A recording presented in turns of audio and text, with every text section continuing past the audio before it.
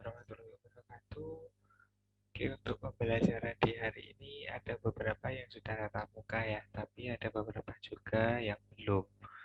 Oke, untuk yang belum, ini saya punya video untuk pembahasan beberapa contoh soal gitu ya, untuk materi vektor.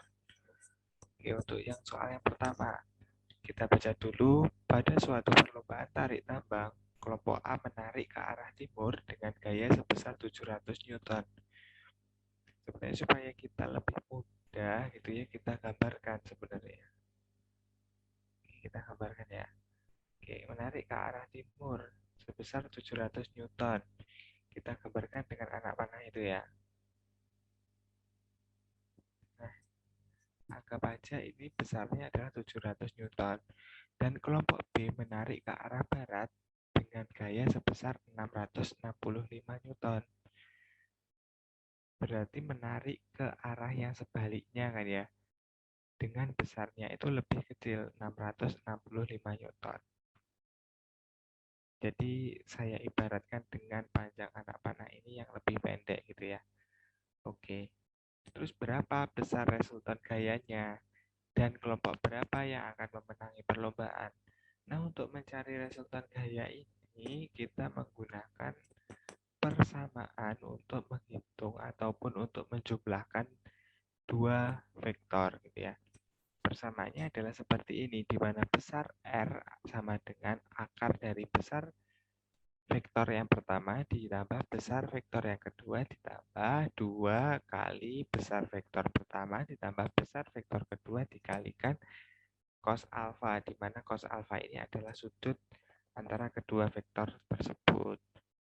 Oke, untuk besar vektor A kita masukkan 700, untuk besar vektor yang kedua kita masukkan 665, sedangkan untuk cosnya itu menggunakan 180. Kenapa kok menggunakan 180? Karena kedua gaya tadi itu arahnya berlawanan. Yang satu ini arahnya adalah sebesar 700 Newton ke arah timur, sedangkan yang satu adalah sebesar 665 Newton ke arah barat. Jadi dia itu berlawanan. Sudutnya itu berlawanan. Ketika saya gambarkan berarti di sini loh. Nah, di sini itu 180 derajat. Gitu ya. Makanya alfanya itu pakai yang 180. Gitu.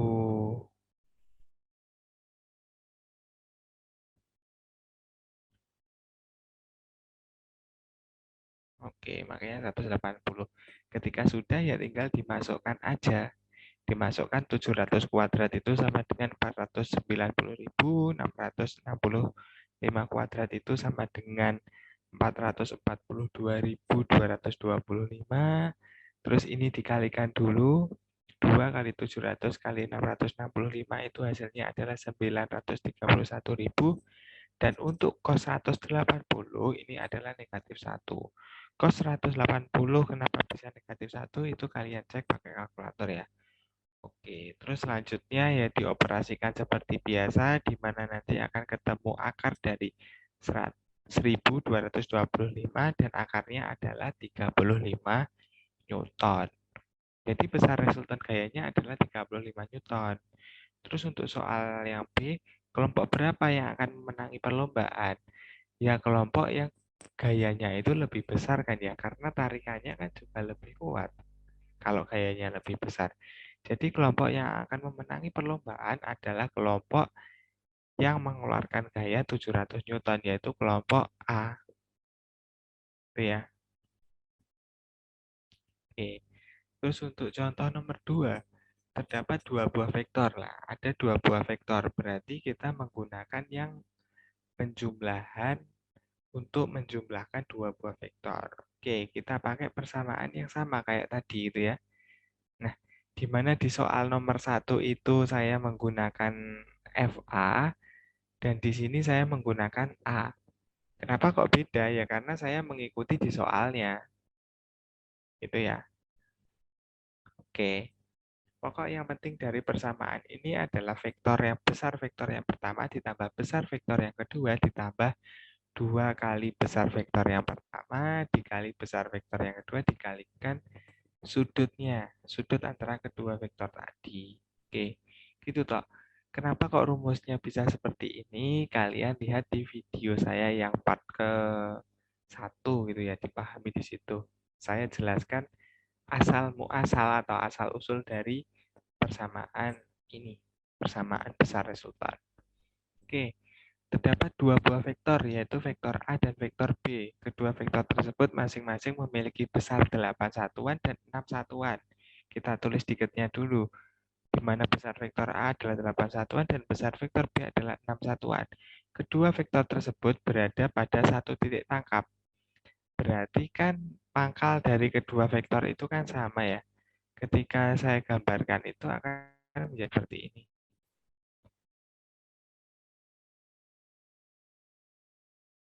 Di bawah ada. Oh iya, ketika digambarkan itu akan menjadi seperti ini gitu ya. Di mana vektor A yang bawah dan vektor B ini yang atas, yang miring ini loh. Sebenarnya boleh vektor B yang bawah terus vektor B yang atas, cuma saya gambarnya seperti ini aja gitu loh. Nggak ada alasannya kenapa saya gambarnya seperti ini. Artinya dapat kalian bolak-balik. Misal kalian vektor B-nya yang bawah, vektor A-nya yang atas itu boleh. Gitu ya. Oke, kalau saya menggambarnya seperti ini.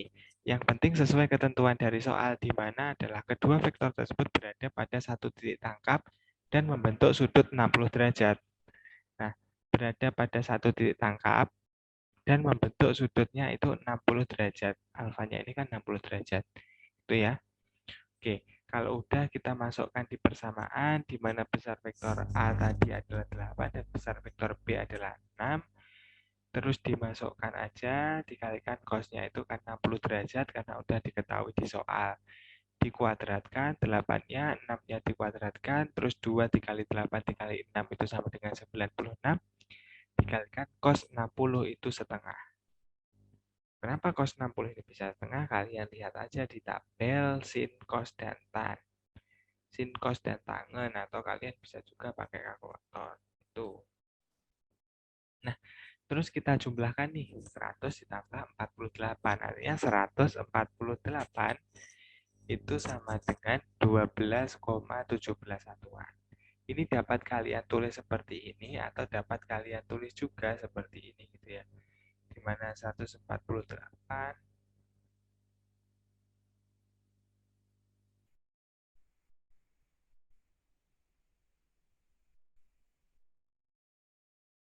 maklum ya kalau tulisannya jelek. Pakai pohon faktor. Berapa tadi? Ya 74. 74 dibagi 2 37. Oke. Ini kita cari yang angka yang sama.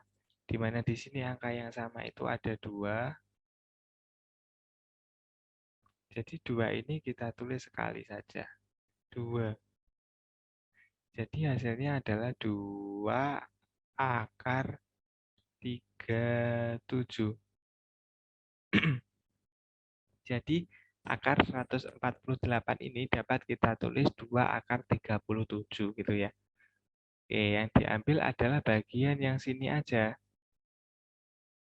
Bagian yang sebelah kiri nih loh. Pertama kita pohon faktorkan dulu, terus kita lihat bagian yang sebelah kiri. Kita lihat nih angka yang sama ada nggak di bagian sebelah kiri tadi. Oh ternyata ada angka 2. Oh angka yang 2 ini kita tulis satu kali aja. Angka yang sama itu kita tulis di luar akar. Angka yang beda kita tulis di dalam akar. Itu ya. Oke.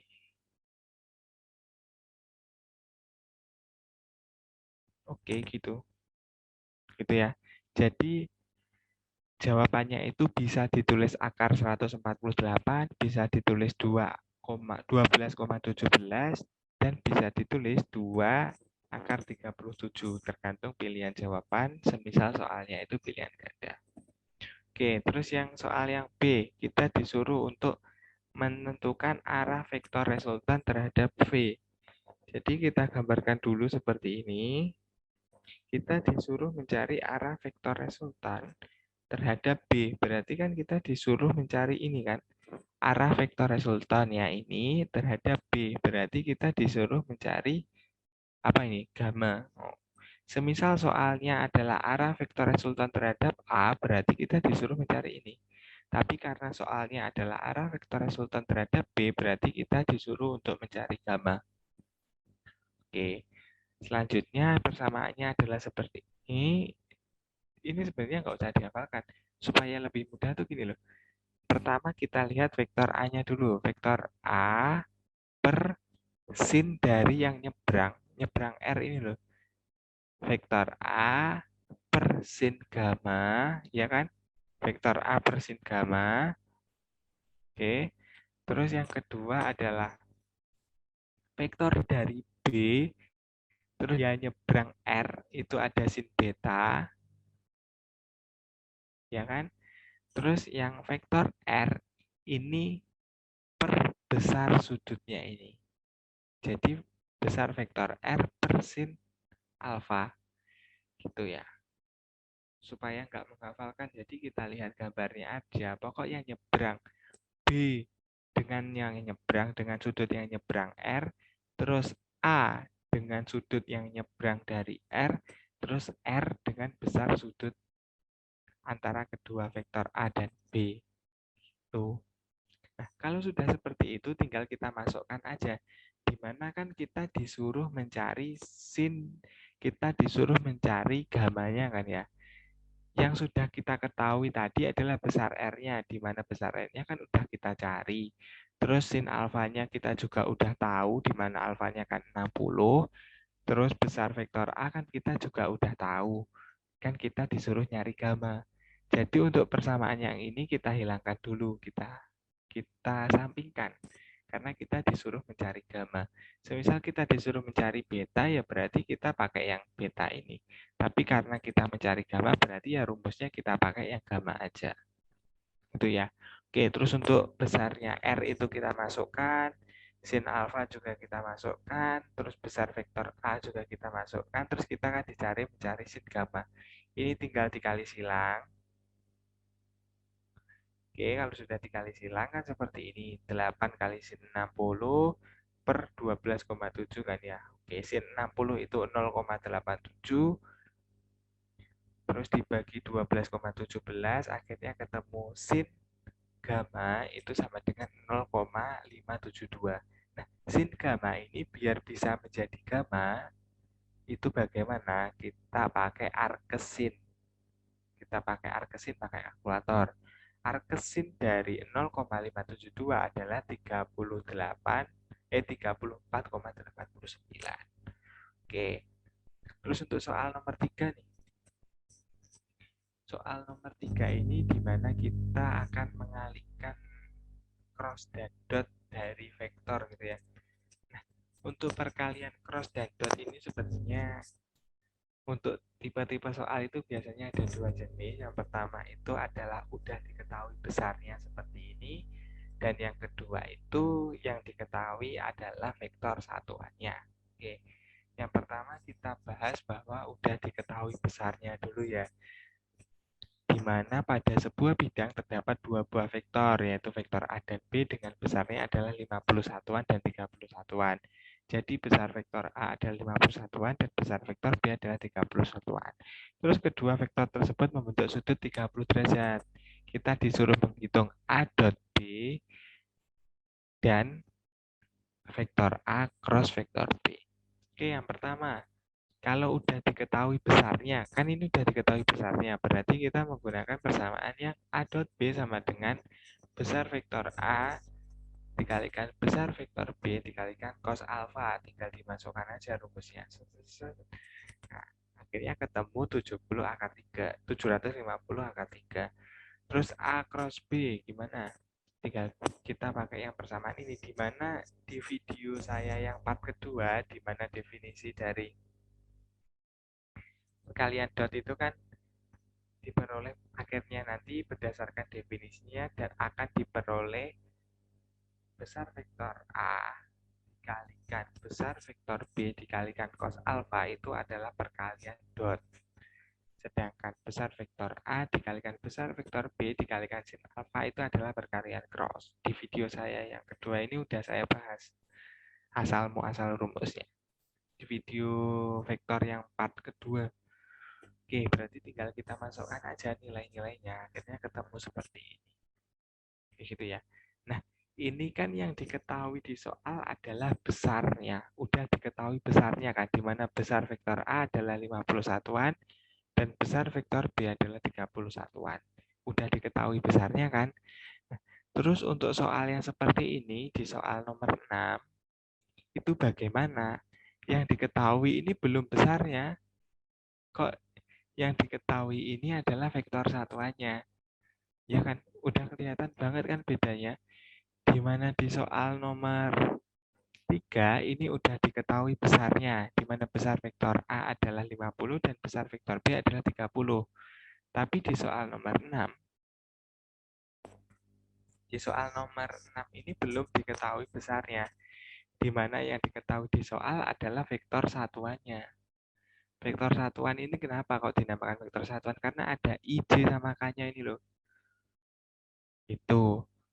Nah, kalau diketahui besar vektor satuannya, kalau di soal itu masih diketahui vektor satuannya, maka untuk mengalihkan dot ataupun mengalihkan cross itu tinggal kita kalikan satu-satu gitu loh. Kayak ini ya, misal 4i minus 2j plus 4k. Kita tulis soalnya dulu seperti ini. Oke. Terus yang vektor B adalah 2i plus 2j min 3k, ya kan? Nah, ini dikali satu-satu gini loh. Ini kali ini, terus ini dikali ini, terus ini dikali ini. Oke, kalau udah berarti ini dikali ini dikali ini, dan ini dikali ini. Terus kalau udah lagi 4 dikali 2i, terus 4 dikali 2j, 4 ditambah 4 dikali minus 3k. Dikali satu-satu gitu ya. Terus akan diperoleh seperti ini. Di mana 4i kali 2i hasilnya kan 4i didotkan dengan 2i dulu. Oke. Terus 4i didotkan dengan 2j. 4i didotkan dengan 2j. 4i didotkan dengan minus 3k. Ditambah minus 2j didotkan dengan 2i. Ditambah minus 2j didotkan dengan 2j. Ditambah minus 2j didotkan dengan minus 3k. Ditambah 4k didotkan dengan 2i. Ditambah 4k didotkan dengan 2j. Ditambah 4k didotkan dengan minus 3k. Dikali satu-satu gitu ya. Oke, kalau udah kita tulis seperti ini, kita kembali lagi ke video saya yang part kedua ya. Di mana untuk sifat-sifat perkalian dot. Di mana ketika I dikali I dot I itu sama dengan 1, J dot J sama dengan 1, K dot K itu sama dengan 1. Pokok di perkalian dot ini adalah I didotkan dengan I, pokok yang hurufnya sama atau yang vektor satuannya sama itu hasilnya adalah 1 kalau perkalian dot. Tetapi apabila vektor satuannya beda itu hasilnya adalah 0. Gitu ya. Oke, terus 4 dikali 2, 8. 4 dikali 2, 8 kan ya. Terus I dot I itu sama dengan 1. Berarti kan ini sama aja 8 dikalikan 1, akhirnya 8. Oke ya. Terus 4 dikalikan 2, ini kan 8, tetapi I dot J adalah 0. Berarti kita tulis 0 aja di sini. Gitu ya. Pokok yang hurufnya beda itu langsung kita tulis 0 kayak ini. Ini. Ini. Ini. Ini. Ini gitu ya. Itu langsung kita tulis 0 aja. Terus yang hurufnya, yang vektor satuannya ini sama, kita turun, kita tulis lagi. 4i dot 2i, terus minus 2j dot 2j, terus 4k dot minus 3k. Oke, kalau sudah kita kalikan. 4 kali 2 dan 8. I dot I kan 1, berarti kan 8 kali 1. Terus minus 2 dikalikan 2. minus 2 dot 2. Minus 2 dot 2 itu kan minus 4. J dot J 1 berarti ya minus 4. Terus 4 didotkan dengan minus 3 itu kan minus 12. Terus K didotkan dengan K itu kan 1 berarti kan minus 12. Terus kalau udah ya tinggal dijumlahkan seperti biasa. Dimana 8 dikurang 4 itu kan sama dengan 4. Terus 4 dikurang 12 itu kan sama dengan min 8 satuan. Nah, untuk perkalian dot seperti ini gitu ya. Jadi ini yang perlu diingat-ingat. Pokok yang vektor satuannya sama hasilnya 1, kalau vektor satuannya beda itu hasilnya adalah 0. Oke. Terus apabila dikroskan itu bagaimana? Kalau dikroskan ya caranya sama. Kita tuliskan dulu, terus kita kali satu-satu. Kayak tadi persis. Kita kalikan satu-satu.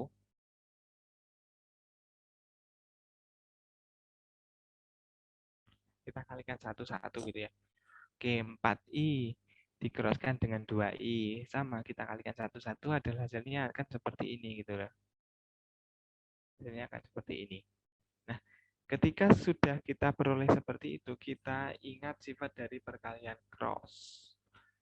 Di mana di perkalian cross ini yang agak sulit itu ya. Karena hasilnya bisa beda. I cross J itu sama dengan K, tetapi J cross I itu sama dengan minus K. Oke, terus kenapa kok bisa seperti itu gitu? Seperti itu gimana? Seperti itu maksudnya adalah kenapa kok bisa I cross I itu sama dengan 0, terus I cross J itu sama dengan K, terus I cross K itu sama dengan minus J. Itu kenapa kok bisa seperti itu? Jawabannya adalah karena ada aturan tangan kanan gitu ya. Supaya kita lebih mudah untuk menemukan nilai-nilai ini itu adalah menggunakan aturan tangan kanan. Oke, langsung ke contoh aja ya. Misal I cross J gitu ya.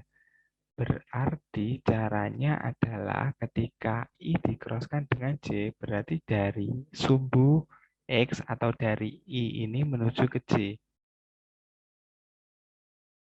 Arahnya ini kemana? Arahnya ini kan berlawanan dengan jarum jam. Berarti 4 jari saya ini arahnya kita samakan dengan arah I cross J, di mana arah I cross J adalah dari I menuju ke J, di mana panahnya adalah ke sini kan ya, berlawanan arah jarum jam. Maka 4 jari kita juga arahkan yang berlawanan arah jarum jam. Nah, terus jempol kita kan mengikuti. Jempolnya kan gini. Jempolnya kan gini. Lihat video saya ini loh. Jempolnya kan gini. Nah, ketika 4 jari ini saya arahkan sama persis dengan I cross J yang berlawanan arah jarum jam, kan otomatis jempol saya ini mengarah ke saya. Di mana ketika mengarah ke saya ini searah dengan K. Makanya I cross J itu sama dengan K. Oke, terus kita coba lagi I cross K. I cross K adalah dari I menuju ke K.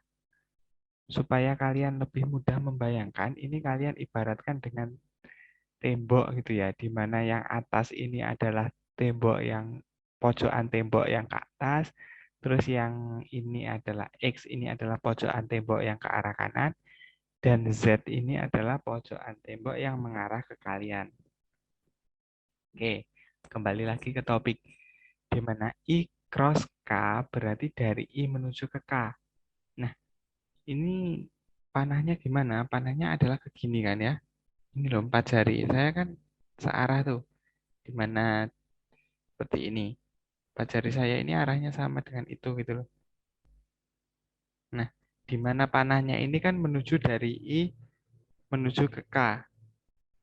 Kayak gini kan ya. Semoga bisa membayangkan. Nah, jempol saya ini mengarah kemana? Mengarah ke bawah. Kalau ke bawah ini kemana gitu ya. Kalau ke atas sejajar dengan sumbu Z ini adalah J, berarti kalau ke bawah ke sini berarti adalah minus J. Oke, gitu ya. Oke, selanjutnya. Coba kita K cross I gitu ya. K cross I kan berarti dari K menuju I. Dari K menuju ke I. Jadi 4 jari tangan kanan saya ini saya arahkan yang sama dengan yang panah yang barusan saya gambar. Oke, berarti kan ke sini. Nah, jempol saya mengarah ke atas. Berarti K cross J itu sama dengan K cross I sama dengan J. Itu ya. Oke, sekali lagi. Apa ya kira-kira yang mudah?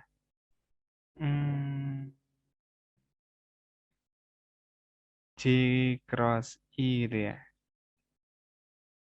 J cross I. Jangan-jangan. K cross J bingung nanti. J cross K. J cross K, J cross I. Oh, J cross I aja. J cross I ini kan searah jarum jam. J cross I kan berarti 4 jari saya ini saya arahkan searah jarum jam. Tek ke kanan ya. Tek, muter ke kanan. Tek, ini dah.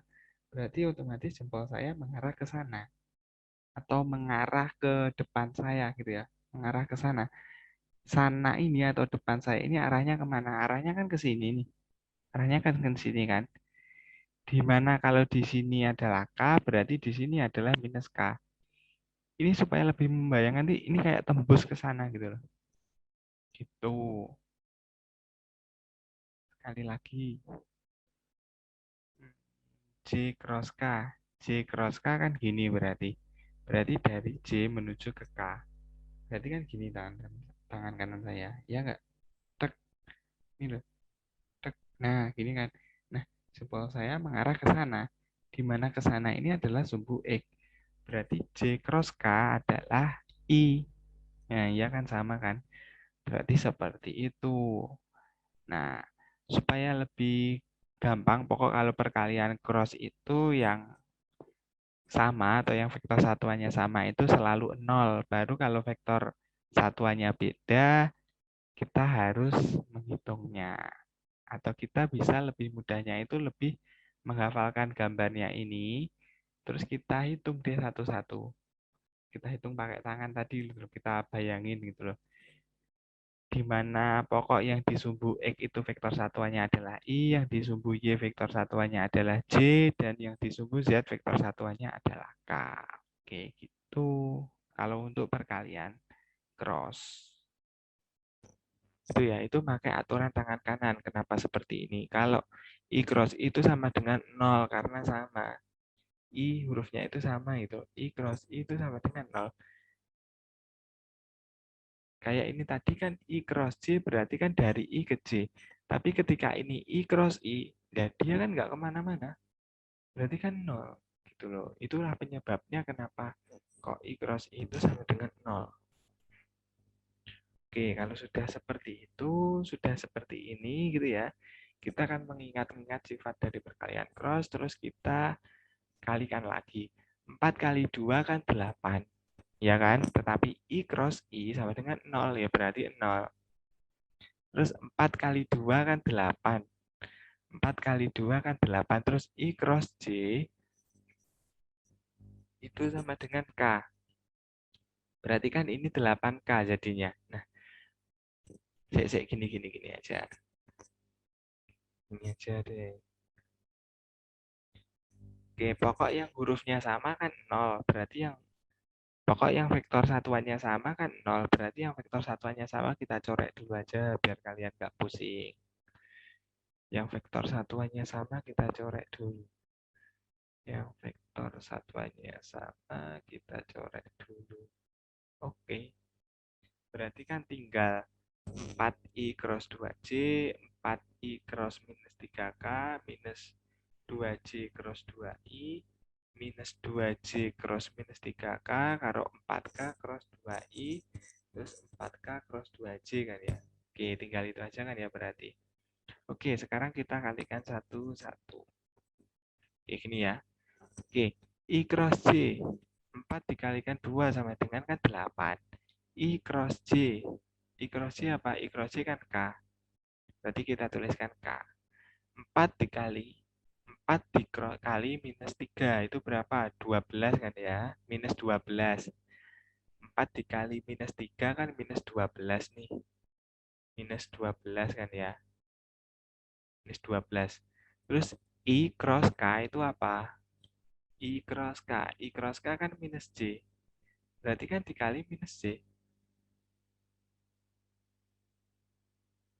Minus J. Nah, berarti kan minus 12 dikalikan minus J. Berarti kan 12J. Ya kan? Itu.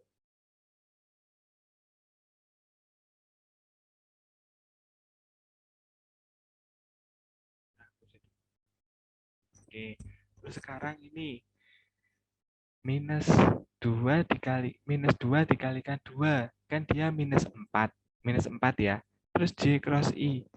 J cross I kan minus K. Berarti kan minus 4 dikalikan minus K. Berarti 4K.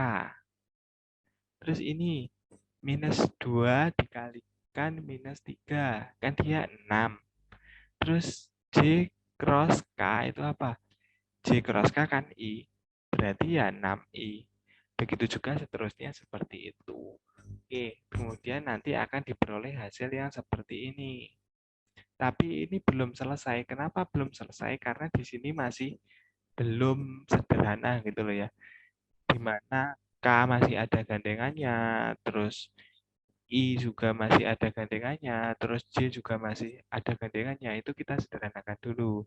Caranya gimana? Yang I ditambah dengan I, yang J ditambah dengan J, yang K ditambah dengan K. Oke, I dulu ya. I dulu, di sini ada 6I sama minus 8I. Berarti kan minus 2I. Minus 2I. Terus di sini ada 8J sama 12J. Berarti kan ditambah 20J. Terus ada 8K sama 4K. Berarti ketika ditambahkan 12K. Nah, bedanya apa? Kalau perkalian cross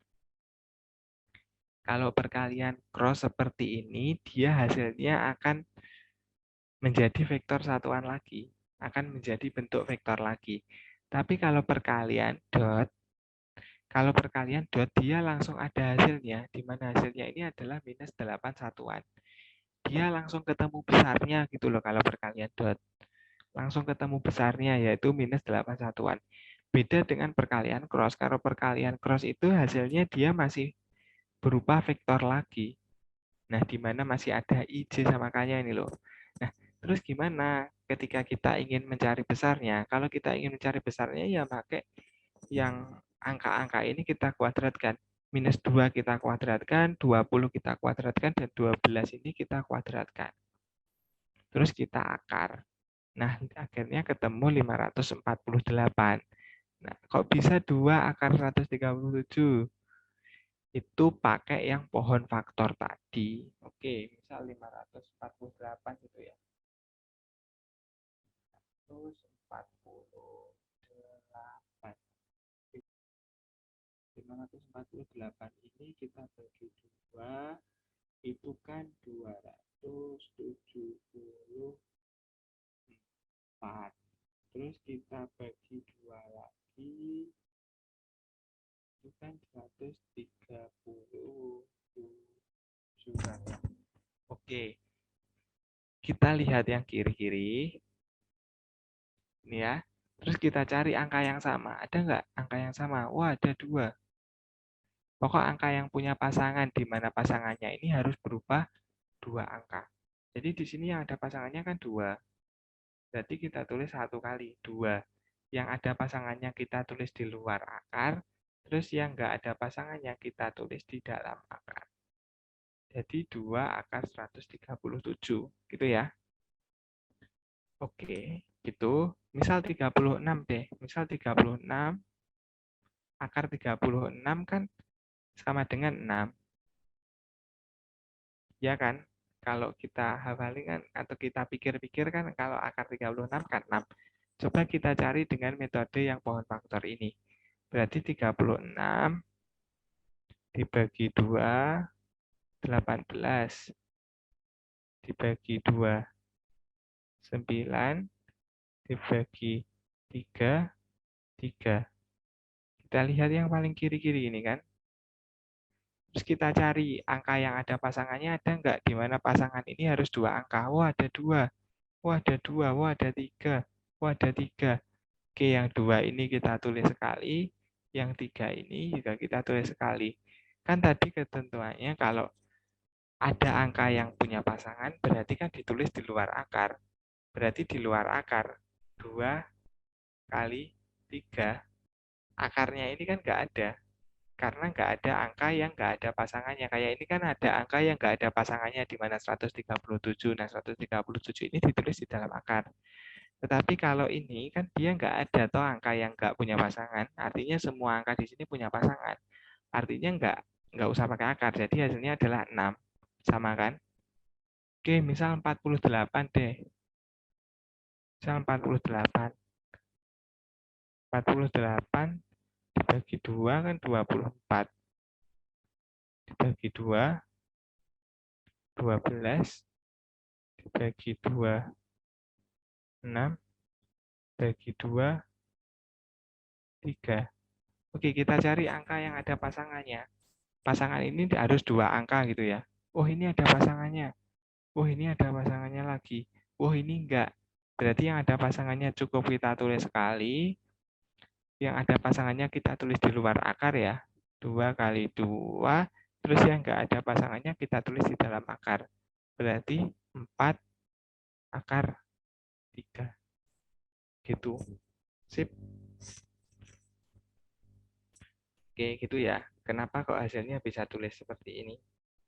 Untuk contoh-contoh soal ini udah cukup. Apabila nanti ada pertanyaan, silakan ditanyakan kapanpun gitu. Kalau kalian bingung, ya silakan chat saya, bisa chat secara pribadi ataupun chat di grup. Tapi lebih baik chat di grup. Kenapa? Jadi kebingungan kalian itu nanti saya jawab, dan jawaban saya kan juga bisa dibaca oleh teman-teman kalian gitu. Tapi kalau kalian malu ya chat personal saja juga nggak apa-apa. Oke.